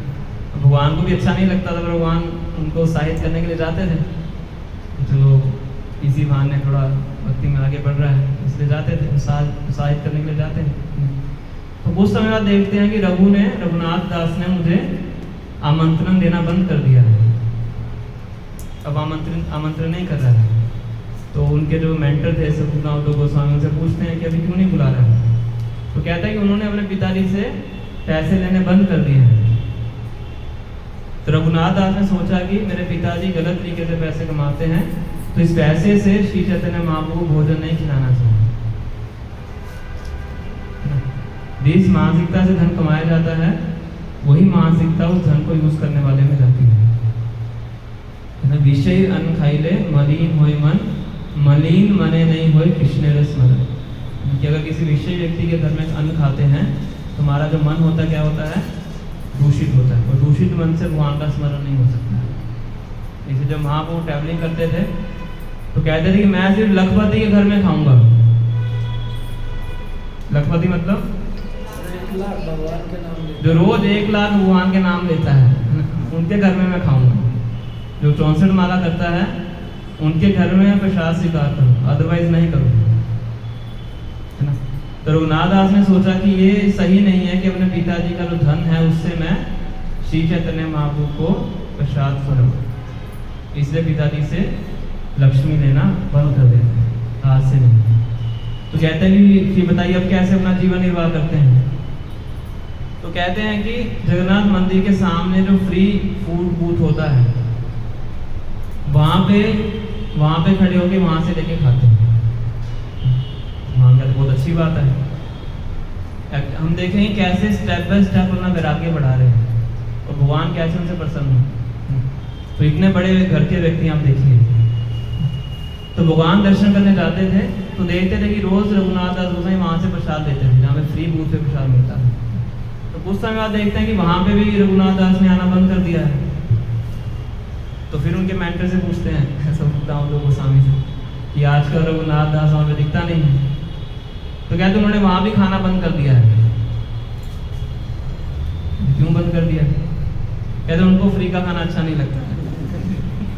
कौन स्पॉन्सर कर रहा है, कैसे स्पॉन्सर कर रहा है, वो उनको उचित नहीं लग रहा है भक्ति के लिए, जो वहाँ भी उन्होंने खाना बंद कर दिया। तो कहते अब कैसे खाते हैं? कहते वो सिंह द्वार के आगे खड़े होते हैं मधुकरी के लिए। तो जो लोग दर्शन करने जाते हैं वापिस आते हुए जो कुछ देते हैं थोड़ा बहुत खाने को, उसको ग्रहण करते हैं। तो भगवान बड़े प्रसन्न होते हैं, तो एक स्टेप और आगे बढ़े हैं, है ना। तो भगवान दर्शन करने जाते तब देखते थे उनको रघुनाथ दास गोस्वामी वहाँ पे खड़े होते हैं। तो कुछ समय बाद देखते हैं वहाँ पे भी खड़े होना बंद कर दिया। तो फिर उनके मेंटर से पूछते हैं कि बताइए क्या अभी वहाँ पे दिखाई नहीं दे रहे, हालांकि पता सब कुछ है उनको। तो कहते उन्होंने बोला कि यहाँ पे खड़े होना तो एक तरह से वैश्य वृत्ति के समान है। मुझे लगता है कि कल इस व्यक्ति ने दिया था, आज भी देगा, तो इससे मेरी जो चेतना है वो गलत डायरेक्शन में जाती है। तो इसलिए रघुनाथ दास ने वहां पे भी खड़े होना बंद कर दिया है ना। तो एक स्टेप और आगे बढ़ गए। कहते अब कैसे खाते हैं? कहते आनंद बाजार में जो चावल बच जाते हैं, जिसको गाय भी नहीं खाती, उन चावलों को नीचे फेंक दिया जाता है। तो उन चावलों को उठाते हैं, उनको धोते हैं और उनको खाते हैं। भगवान बहुत प्रसन्न हो जाते हैं उनका इस वैराग्य को देख के। तो ऐसे ही एक दिन रघुनाथ दास उन चावलों को खाने लगे तो भगवान पीछे से आते हैं, उनका हाथ पकड़ लेते हैं, उनके हाथ से चावल उठा के खुद खा लेते हैं। तो जब रघुनाथ दास गोस्वामी ये देखते हैं तो बड़े बड़े विवल हो जाते हैं कि ये तो आपके खाने के योग्य नहीं है, आप ऐसा क्यों खा रहे हैं? कहते ये तो मेरे लिए सबसे स्वादिष्ट फीस्ट है। तुम हर रोज फीस्ट खाते हो, पहले मुझे बुलाते थे, अब मुझे बुलाते नहीं हो ना, इसलिए मुझे आगे छीन के खाना पड़ रहा है। इतना टेस्टी भोजन तुम अकेले अकेले खाते, मुझे बुलाते नहीं। तो भगवान को इतना ज़्यादा पसंद था। जब कोई भक्त तपस्या करता है तो उसकी तपस्या को रैलिश भगवान करते हैं कि भगवान समझते हैं कि ये कितना ज़्यादा भौतिक जगत से अनासक्त हो रहा है। तो इस प्रकार से रघुनाथ दास गोस्वामी अपने वैराग्य को बढ़ाते हैं। तो फिर बाद में भगवान बहुत से सुंदर सुंदर उनको उपदेश भी देते हैं, खास करके उन व्यक्तियों के लिए जो कि वैरागी आश्रम में हैं, कि कैसे उनको अपना जीवन जीना चाहिए। तो वो अभी हमारे लिए रेलिवेंट नहीं है, तो इतना डिटेल में हम नहीं जाएंगे। तो जगन्नाथपुरी में रहते हैं रघुनाथ दास गोस्वामी, और वहीं पे रह के श्री चैतन्य महाप्रभु का संग करते हैं। खास करके जो बाकी गोस्वामी से उन सबको तो भगवान ने वृंदावन में भेज दिया था। रूप गोस्वामी, सनातन गोस्वामी, गोपाल भट्ट गोस्वामी, रघुनाथ भट्ट गोस्वामी, जीव गोस्वामी, सब कहाँ पे थे? वृंदावन में। पर रघुनाथ दास गोस्वामी अभी तक जगन्नाथपुरी में थे। तो श्री चैतन्य महाप्रभु जो लास्ट डेज की लीलाएं थी वो सब रघुनाथ दास गोस्वामी ने देखी थी, सबका उन्होंने दर्शन किया। तो जब श्री चैतन्य महाप्रभु धराधाम को छोड़ के चले जाते हैं, उसके बाद रघुनाथ दास गोस्वामी सोचते हैं मेरा इस जगह पे रहने का कोई इच्छा नहीं, मैं वृंदावन में जाऊंगा, गोवर्धन से छलांग लगा के सुसाइड करके शरीर का परित्याग कर दूंगा। किससे जाते हैं वृंदावन? गोवर्धन से छलांग लगाने के, कि वहां से गोवर्धन से छलांग लगाऊंगा, शरीर का परित्याग कर दूंगा, मुझे अब यहाँ पे रहने की इच्छा नहीं। वृंदावन में जाते हैं, रूप गोस्वामी, सनातन गोस्वामी से मिलते हैं, सीनियर थे उनके, से मिलते हैं। तो वो तो फिर मना करेंगे उनको, कहते हैं कि ये तो मूर्खता है ना, एकमात्र आप ही हैं जिन्होंने भगवान की अंतिम लीलाओं के दर्शन किए हैं, तो हम सबको बताइए, हमने नहीं किए हैं ना। तो गोवर्धन में रहते थे, तो गोवर्धन में रह के हर रोज शाम को 2-3 घंटे श्री चैतन्य महाप्रभु की लीलाओं का वर्णन करते हैं रोज। और उनकी ऑडियंस में श्रीला कृष्णदास कविराज गोस्वामी बैठते थे। कौन है कृष्णदास कविराज गोस्वामी? जिन्होंने चैतन्य चैतामृत लिखी। इससे पहले हम कौन से मंदिर गए थे? राधा दामोदर। वहां पे कौन कौन से विग्रह हैं?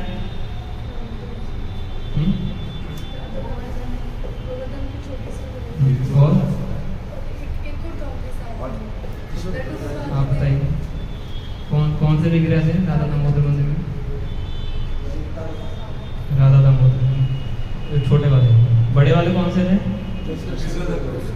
राधा वृंदावन चंद्र। तो ये कृष्णदास कविराज गोस्वामी जी के द्वारा वर्शिप किए हुए विग्रह।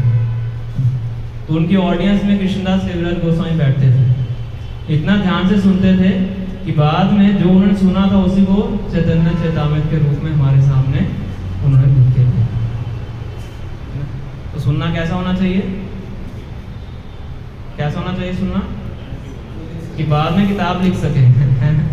तो उन्होंने सुना ना, फिर बाद में सभी वैष्णवों के लिए उन्होंने चैतन्य चैतामृत को लिखा ना। ऐसे सुध गोस्वामी ने सुना, किनसे सुना था? वो सुखदेव गोस्वामी थे। सुध गोस्वामी ने परीक्षित महाराज और सुखदेव गोस्वामी की डिस्कशन को सुना, बाद में उन्होंने आगे जाके फिर नैमिषारण्य में ऋषियों को बताया, तभी हमारे पास भागवतम पहुंचता था। इस प्रकार से रघुनाथ दास गोस्वामी ने सभी वैष्णवों को श्री चैतन्य महाप्रभु की अंतरंग लीलाओं के बारे में बताया। तो अपने अंतिम दिनों में बहुत ही एक्सट्रीम वैराग्य का पालन करते थे, क्योंकि इसी को प्रकट करने के लिए भगवान उनको माध्यम बनाते हैं। तो 3 दिन में 1 दोना छाछ का पीते थे। कितना? 1 दोना कितने दिनों में? 3 दिन में। हम 1 दिन में कितनी बार खाते हैं? 3 बार। तो हम उनको कॉपी नहीं कर सकते, कॉपी करेंगे तो हमारा काम खत्म हो जाएगा, है ना। उनसे शिक्षा ले सकते हैं। तो एक दिन पता लगता है कि रघुनाथ दास गोस्वामी का पेट खराब हो गया। तो पूरे ब्रज में हो रहा था कि इनका पेट खराब हो गया। तो वैद्य को बुलाया जाता है। तो वैद्य कहता है कि इन्होंने बहुत ज्यादा खीर खाई है। क्या खाई है? जरूरत से ज्यादा खीर खाई है। तो कहते हैं कि आपको पता नहीं है कौन है? बाबा जी हैं, तो 3 दिन में 1 दोना छाछ खा लेते हैं, तो एक खीर कहाँ से खाएंगे? तो रघुनाथ दास गोसाई के पास जाते हैं, सभी भक्त से पूछते हैं कि वैद्य ऐसे बोल रहे हैं कि हमने खीर खाई है। कहते मैंने खाई है। कहते कल रात को गोलोक वृंदावन में एक फेस्टिवल हो रहा था, तो मेरी वहाँ पे खीर बांटने की सेवा थी। ऐसे यहाँ भी प्रसाद बांटते हैं, तो बहुत ज़्यादा खीर बच जाती है। तो मैंने सोचा कि तो गोलोक वृंदावन की खीर है, इसको वेस्ट नहीं जाना चाहिए। तो सारी खीर मैंने खा ली। कहाँ पे खाई? गोलोक वृंदावन में। इसलिए मेरा पेट खराब हो गया। समझ रहे? तो लोग प्रसादन सर्विंग करते हैं, तो अगर प्रसाद बच जाए तो क्या करना है? तो खिलाना है, खुद खाना है। तो इस प्रकार से उनकी कथा आती है, जिस प्रकार से वैराग्य का पालन करते थे। और आज हम जो राधा कुंड श्याम कुंड देखते हैं, आई थिंक सबने देखा होगा राधा कुंड श्याम कुंड, सबने दर्शन किए होंगे, है ना। तो वो इन्हीं के द्वारा बनाया गया है, रघुनाथ दास गोस्वामी और रघुनाथ दास गोस्वामी के द्वारा। तो उनकी एक बार इच्छा हो रही थी कि मैं इन कुंडों को अच्छे से बना पाऊँ, और वो तो वैरागी आश्रम में धन तो था नहीं उनके पास। तो एक व्यापारी थे, बद्री का आश्रम जा रहे थे, अपने साथ धन लेके जा रहे थे कि बद्रीनाथ में जाऊँगा, वहाँ पे भगवान को धन दूंगा। तो वहाँ पे जा रहे होते हैं, तो रास्ते में भगवान उनके सपने में आते हैं। कहते हैं यहाँ पे धन की आवश्यकता नहीं है, वृंदावन में जाओ, गोवर्धन के अंदर वहाँ पे एक बाबा जी हैं, उनको ये सारा धन जाके दे दो। तो व्यापारी आते हैं, पूछते हैं रघुनाथ दास गोस्वामी कौन है? कहते मैं हूँ। कहते आपके लिए भगवान ने धन भेजा है। फिर उस धन का इस्तेमाल करके वो राधा कुंड और श्याम कुंड का निर्माण करते हैं, है ना। तो राधा कुंड हम देखते हैं बिल्कुल चकोर बना हुआ है कि नहीं? श्याम कुंड कैसा है? श्याम कुंड चौरस है? कैसा है श्याम कुंड?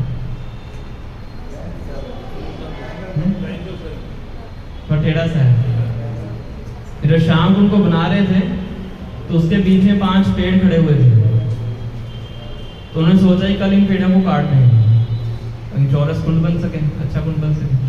तो रात को सपने में उनके कौन आते हैं? 5 पांडव आते हैं, रघुनाथ दास गोस्वामी। कहते हैं हम 5 पांडव यहाँ पे श्याम कुंड में 5 पेड़ों के रूप में रहते हैं, तो इसलिए हमें मत काटिए। तो इसलिए पेड़ों को बचाने के लिए वो ऐसे टेढ़ा मेढ़ा सब, और हमेशा वो राधा कुंड के तट के ऊपर बैठ के जप किया करते थे। और इतने वैरागी थे कि अपने लोग कुटिया भी नहीं बनाई थी। और सनातन गोस्वामी गोवर्धन परिक्रमा करने आते थे, रोज करते थे, तो उनसे मिलने आते थे।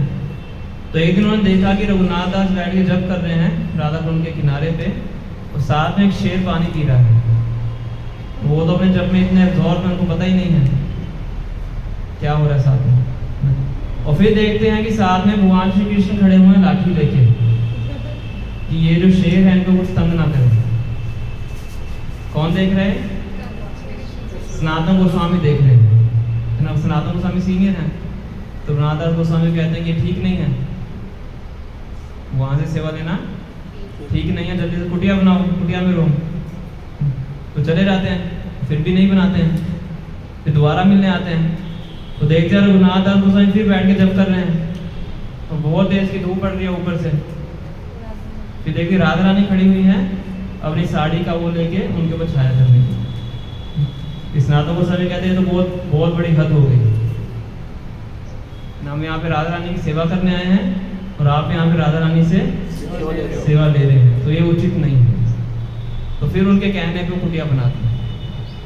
तो इतने एक्सट्रीम रिनाउंसिएशन का उन्होंने वहाँ पे पालन किया। उनकी समाधि भी है वहाँ पे, राधा कुंड के पास हम जाते हैं तो उनकी समाधि भी आपको वहाँ पे प्राप्त होती है।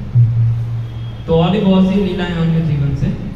तो प्रयोजन के जो आचार्य हैं श्रीला रघुनाथ दास गोस्वामी हैं, और प्रयोजन के जो विग्रह हैं श्रीला राधा गोपीनाथ जी, जिनके हमने कल दर्शन किए थे। और जो राधा दामोदर विग्रह हैं, कल हम दर्शन करने गए थे, आज सुबह भी हमने दर्शन किए हैं। तो उनकी वर्शिप करते थे श्रीला जीव गोस्वामी। तो जीव गोस्वामी इनके नेफ्यू को क्या बोलते हैं? भाई के बेटे, छोटे भाई के बेटे, रूप गोस्वामी के। ये तीन भाई थे, रूप गोस्वामी, सनातन गोस्वामी और अनुपम। अनुपम शरीर छोड़ देते हैं बहुत जल्दी, तो उनके बेटे थे, उनका नाम था जीव गोस्वामी। तो बताया जाता है कि अब तक इस संसार में सबसे बड़ा जो स्कॉलर हुआ है आध्यात्मिक विषय में, वो श्रीला जीव गोस्वामी है। उनको अभी तक कोई क्रॉस नहीं कर पाया। इतने बड़े स्कॉलर हैं, बहुत बड़े बड़े इंस्टीट्यूट्स में भी, फॉरेन के अंदर भी इनके द्वारा लिखे गए वर्सेस के ऊपर PhD होती है। इतने बड़े स्कॉलर हैं, व्यास जी से ज़्यादा श्लोक लिखे हैं, ऐसा मैंने सुना है।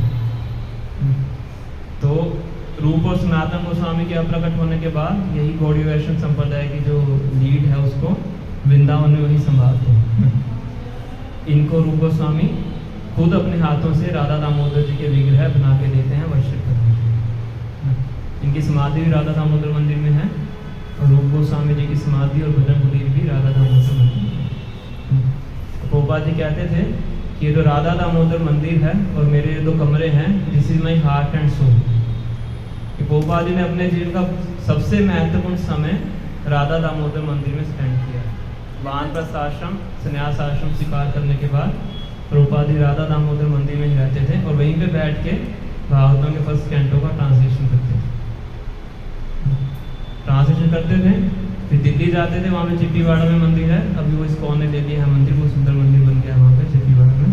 तो वहाँ पे जाके रेंट पे दिया हुआ था, लेकिन वहाँ पे रहते थे, वहाँ पे उसको प्रकाशित करवाते थे, प्रिंटिंग करवाते थे। फिर वृंदावन आते थे, फिर लिखते थे, फिर दिल्ली में जाके उसको प्रिंटिंग करवाते। इस तरह से कर करके प्रभुपाद जी ने फर्स्ट कैंटो अमेरिका जाने से पहले राधा दामोदर मंदिर में ही प्रिंट किया। और उस टाइम प्रभुपाद जी बहुत ज़्यादा क्रंदन करते थे। तो उस मंदिर के साथ में जो और मंदिर है, तो उस मंदिर में जो आचार्य रहते हैं वो प्रभुपाद जी शिष्यों को बताते हैं। अब तो काफ़ी वृद्ध अवस्था में बच्चे होते हैं, कहते हैं हर रोज़ रात को किसी व्यक्ति के रोने की आवाज़ सुनाई पड़ती थी। हम लोग हर रोज़ सोचते थे कि कौन है जो रात को इतना रो रहा है। कहते एक बार हमने देखा तो प्रभुपाद जी रूप गोस्वामी जी की समाधि को साफ करते थे रात को, वो बहुत रो रो के उनसे प्रार्थना करते थे कि मुझे अपने गुरु के आदेश का पालन करना है, पूरी शक्ति प्रदान कीजिए ताकि मैं जाके अपने गुरु के आदेश का पालन कर सकूँ। वहीं पे उनको अपने कमरों के अंदर ही रूप गोस्वामी जी का दर्शन भी प्राप्त होते हैं। तो इसलिए बहुत महत्वपूर्ण वो टेम्पल है हमारे लिए राधा दामोदर मंदिर। प्रभुपाद जी कहते हैं this is a heart and soul, जीवन और प्राण है ये जो मंदिर हमारे। तो जीव गोस्वामी जी के बारे में तो मैंने बताया कि सबसे बड़े स्कॉलर हैं, है ना, इतना बड़ा उन्होंने वैदिक साहित्य लिखा है। इवन के जो बंगाल में भी बड़े बड़े वैष्णव होते थे, अपने डिसाइपल्स को वृंदावन में जीव गोस्वामी जी के पास पढ़ने के लिए भेजते थे। जैसे नरोत्तम दास ठाकुर, उनका नाम सुनते हैं, भजन गाते हैं। फिर श्रीनिवास आचार्य, श्यामानंद प्रभु, वो आए थे उड़ीसा से। श्रीनिवास आचार्य आए थे जादी ग्राम से। नरोत्तम दास ठाकुर आते हैं खेतरी ग्राम से। तो तीनों अलग अलग वहाँ पे इकट्ठे होते हैं वृंदावन में आके जीव गोस्वामी जी से प्रशिक्षण लेते हैं। तो इनके बारे में बताने के लिए बहुत कुछ है, बहुत सी लीलाएं हैं इनके बारे में कि कितने प्रगाढ़ पंडित हैं। तो इस प्रकार से इन दो गोस्वामी का हमने चर्चा किया है। फिर बाद में मौका लगेगा तो जीव गोस्वामी के बारे में डिटेल में हम डिस्कशन करेंगे। तो बहुत से महत्वपूर्ण ग्रंथ इन्होंने लिखे हैं। सबसे महत्वपूर्ण ग्रंथ है षट संदर्भ। इनको बोला जाता है तत्वाचार्य। रूप गोस्वामी को बोला जाता है रस आचार्य। सनातन गोस्वामी जी को बोला जाता है संबंध आचार्य। तत्वाचार्य मतलब भगवान श्री कृष्ण का तत्व क्या है ना, उसके बारे में बहुत ज़्यादा डिस्क्रिप्शन में उन्होंने बताया। खास है जो छठ संदर्भ हैं इनके ऊपर पीएचडी की जाती है। हमारे इस में काफ़ी डिवोटीज हैं जो इन्हीं बुक्स के ऊपर पीएचडी करते हैं। तो इसलिए हम इन दोनों आचार्यों से प्रार्थना कर सकते हैं, रघुनाथ दास गोस्वामी जी से हम प्रार्थना कर सकते हैं कि जिस प्रकार से उन्होंने वैराग्य का पालन किया है, तो वैराग्य के जो सिद्धांत हैं वो भी हमारे हृदय में प्रकट हों, ताकि उनका कुछ अंश हम अपने जीवन में भी अपना सकें, भौतिक इंद्रिय तृप्ति से ऊपर उठ सकें। और श्री राजीव गोस्वामी जी से प्रार्थना कर सकते हैं कि जो उन्होंने भगवान श्री कृष्ण के तत्व का उन्होंने व्याख्यान किया है, तो उसको भी हम समझने में समर्थ हो सकें। मतलब गोपीनाथ जी से और राधा दामोदर जी से प्रार्थना कर सकते हैं। ठीक है, तो इस समय कितना हुआ है? 9 बजे प्रसाद पहुँच गया। ठीक, तो हमारे पास टाइम है। तो जैसे आपने स्कॉलर्स का जिक्र किया, तो जो लोग पीएचडी करते हैं, थीसिस लिखते हैं तो ग्रंथों पे, तो क्या वो ऑथेंटिकेटेड है, उनको भरोसा किया जा सकता है? हाँ, तो थियोलॉजी में कुछ लोग करते हैं पीएचडी। अब किस तरीके से कर रहे हैं, किसके अंडर रह के कर रहे हैं, वो मैटर करता है, इसके मार्गदर्शन में करते हैं। हमने जैसे पहले कभी नहीं सुना कि भगवान राम की कोई सिस्टर भी थी। सिस्टर? हाँ, उनकी कोई बहन भी थी। बट एक पीएचडी स्कॉलर है, उन्होंने बताया कि उनके अवतरित होने से पहले थे। तो दशरथ महाराज किसी और राजा को दे देते हैं क्योंकि उनके पास कोई संतान नहीं है। आई थिंक रोमपाद नाम होता है पथी। उनको भरोसा किया जा सकता है? बेसिकली हम ज्ञान पे भरोसा कर सकते हैं, पर जो भक्ति का जो एलिमेंट है, खास करके जो प्रिंसिपल्स हैं डिवोशनल, ग्रंथों से रिलेटेड, हाँ वो कर सकते हैं। पर जब प्रिंसिपल्स की बात आती है तो थोड़ा सावधान रहना पड़ता है।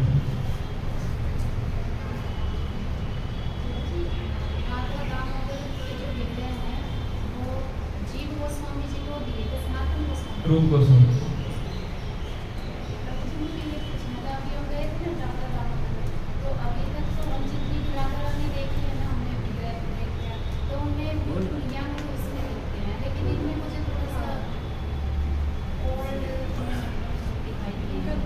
तो विग्रह इस प्रकार से हुआ, ऐसा नहीं है कि राधा रानी ओल्ड होती है।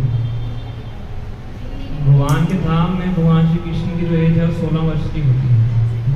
तो ऐसे राधा रानी की जो एज बताते हैं, जहाँ तक मुझे याद है, मुझे श्योर नहीं है, वो 14 ईयर्स के आसपास होती है।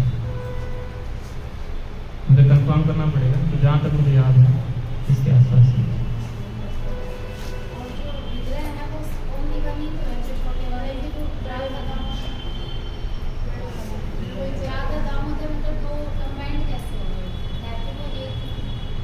तो राधा मतलब राधा रानी, दामोदर मतलब भगवान दामोदर,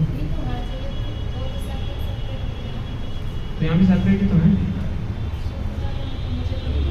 नहीं, वो आपको बाहर से लगा है, अलग है। जो छोटे वाले राधा दामोदर है ना, तो अलग अलग ही है वो।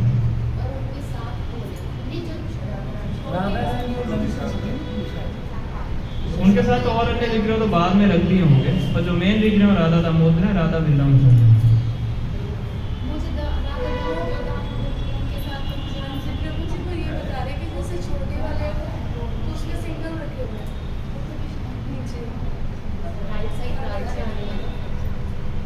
हाँ, तो राधा रानी के साथ में ललिता होंगी।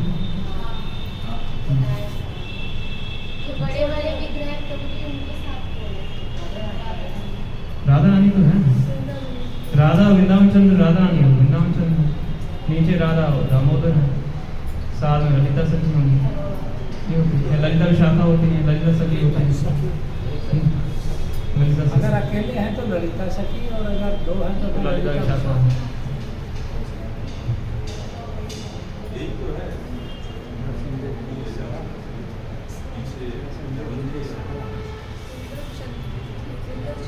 वृंदावन चंद्र, वृंदावन के चंद्र हैं।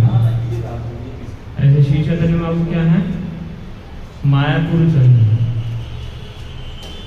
मायापुर चंद्र गौर है इसका चंद्र। वृंदावन के चंद्र कौन है? भगवान श्री कृष्ण है। मायापुर के चंद्र कौन है? श्री चैतन्य।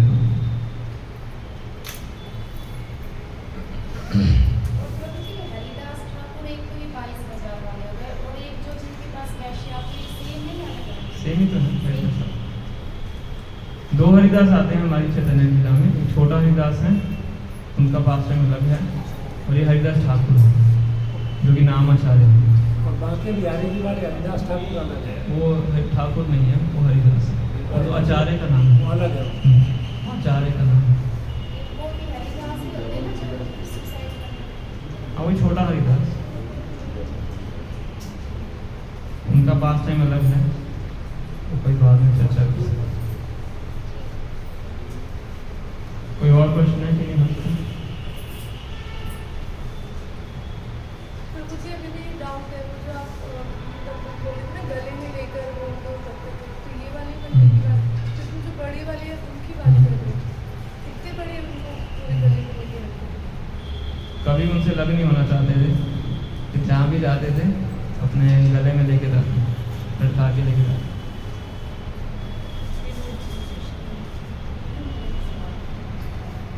मैंने अभी तक जितने अपने सॉन्ग्स में भावना है हमारी भी जैसे सेम सी रहती है, मुझे लगता है कि हमें भी उनसे भी कुछ नहीं हो रहा, पर वो लोग उससे भी बहुत भक्ति में बहुत आगे थे कि ऐसे हमें भी ऐसा लगता है कि ना हमें वो बात नहीं आती, वो बात मतलब इस तरह के लेवल की नहीं आ पाती। तो हमारे लिए वो सत्य है, उनके लिए सत्य नहीं था। हमारे लिए ट्रूथ है, हमें आता ही नहीं है, और उनके लिए वो सत्य नहीं था, पर उनको लगता था कि ऐसा है। ह्यूमिलिटी का मतलब होता है कि किसी चीज़ को करने के लिए आप पूरी तरह से सक्षम हैं और फिर भी आप समझ रहे हैं कि मुझे वो नहीं आता है, उसको ह्यूमिलिटी होती है।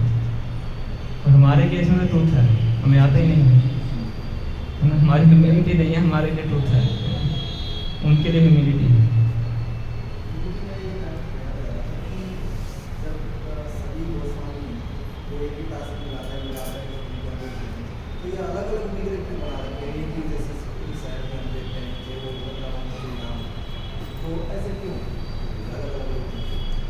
तो अलग अलग रूप में भगवान की पर्सनल सेवा करते थे। जैसे गोविंद देव जी की सेवा रूप गोस्वामी करते थे।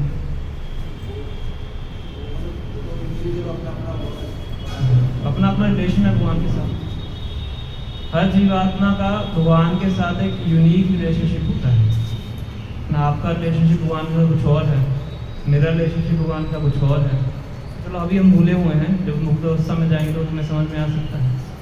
इसी प्रकार से उस रिलेशनशिप के आधार पे सबके अपने वर्षिप पर विग्रह भी लगते हैं और ये उनको अलग अलग तरीके से प्राप्त होते हैं। रूप गोस्वामी का कल हमने डिस्कस किया कि कैसे प्राप्त हुए थे, और सनातन गोस्वामी जी हम कल डिस्कस करेंगे करौली में जाके, मदन मोहन जी उनको कैसे प्राप्त होते हैं। गोपाल भट्ट गोस्वामी जी का हमने लास्ट संडे क्लास में डिस्कस किया था। शालिग्राम शिला से उनको राधा रमन जी प्राप्त होते हैं। सबको अलग अलग तरीके से विग्रह प्राप्त हुआ है। तो भगवान भी अपने भक्तों को चुनते हैं कि मुझे किससे क्या सेवा लेनी है। जैसे जयपुर के राजा को चुना भगवान ने, गोविंद देव जी। तो इस प्रकार से रघुनाथ दास गोस्वामी को स्वयं श्री चैतन्य माँ को अपनी गोवर्धन शिला देते हैं। इतनी सी शिला है जिसकी स्वयं भगवान पूजा किया करते थे, गले में लेके भगवान चलते थे। तो स्वयं वो शिला को भगवान रघुनाथ दास गोस्वामी को देते हैं शिव करने। आज भी है वो, राधा गोकुलानंद मंदिर शायद वहाँ पे है, छोटी सी शिला जो भगवान के अंगूठे के निशान है। तो इसलिए सबके अलग अलग विग्रह हैं, है ना। और हमारे लिए भी अच्छा है, अलग अलग विग्रह का दर्शन करने का मौका मिल जाता है। हम कंफ्यूज हो जाते हैं प्रभु को देखने के बाद कि ये भी वो है, ये भी वो है। तो बार बार आते रहोगे तो याद हो जाएंगे। हरि बोल। मुझे भी बहुत समय के बाद याद होते थे।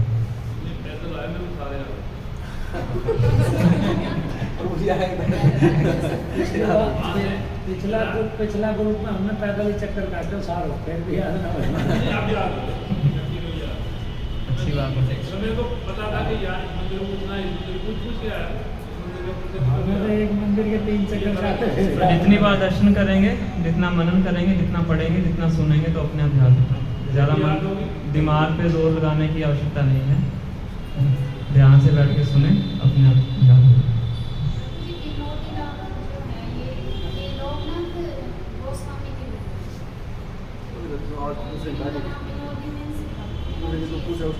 सुनो सुनो, हरि बोल, हरे कृष्णा। क्लास के बाद, राधा विनोद। विनोद का मतलब क्या होता है? वसनासन होते हैं दोनों। आनंद आनंद। वसनासन। जो राधा रानी को आनंद प्रदान करते हैं, राधा रानी, राधा रमन, जो राधा रानी को प्लेजर देते हैं, राधा।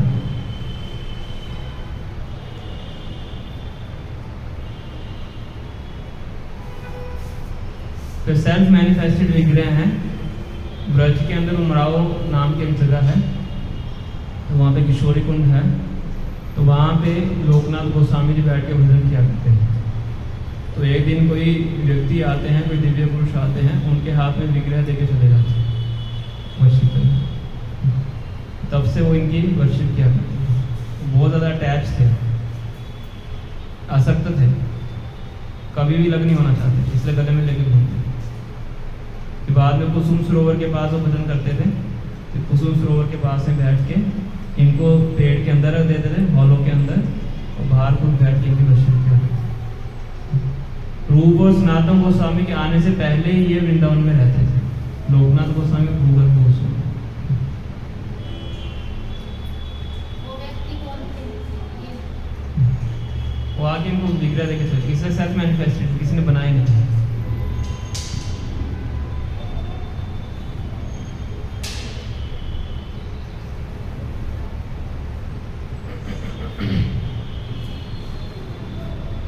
और कोई प्रश्न है कि नहीं?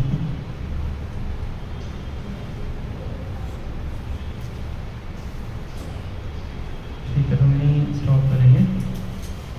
तो यहाँ पे जो भक्त हैं इस मंदिर को मैनेज करते हैं, तो उनकी इच्छा थी कि मैं अनाउंसमेंट कर दूँ कि जो भक्त अगर कुछ भी यहाँ पे डोनेशन देना चाहते हैं अपनी इच्छा से, तो किसी एक भक्त को हम कोऑर्डिनेटर बना के सबको इकट्ठा कर सकते हैं, तो डिवोटी को डोनेशन दे सकते हैं। क्योंकि आप देखेंगे इस मंदिर में कुछ ज़्यादा दर्शन करने आते नहीं हैं। जब से हम बैठे हैं हार्डली 3-4 ही हमें डिवोटीज देखे हैं दर्शन करने आते हैं, तो थोड़ा सा मंदिर मेंटेन करना एकदम मुश्किल होता है। ये तो इतना प्रोमिनेंट भी नहीं है मंदिर, तो हमें इंपॉर्टेंस पता है, तो इसलिए हम आते हैं। तो अगर आपकी इच्छा है कुछ आप मंदिर में देना चाहते हैं अपनी इच्छा से, तो विकास को दे दीजिए। तो सबका जो एक्यूमुलेटेड अमाउंट है वो उनको श्री राधा विनोदीलाल जी की जय, श्री राधा दामोदर की जय, श्री राधा वृंदावन चंद्र की जय, श्री षडगुरु महाप्रभु की जय, श्री नरसिंह भगवान की जय, श्री राधा गोविंद जी की जय। गौर प्रेमानंदे हरि बोल। हरे कृष्णा कृष्णा कृष्णा हरे हरे, हरे राम